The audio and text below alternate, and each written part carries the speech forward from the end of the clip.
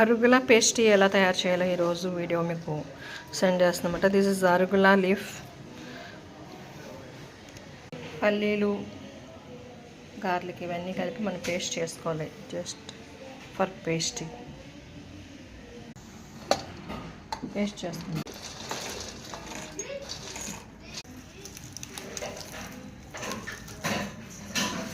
అరుగుల pastry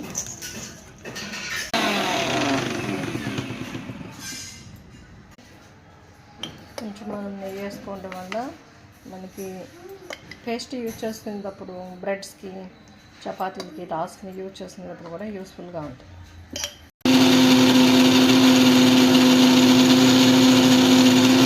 this is arugula paste.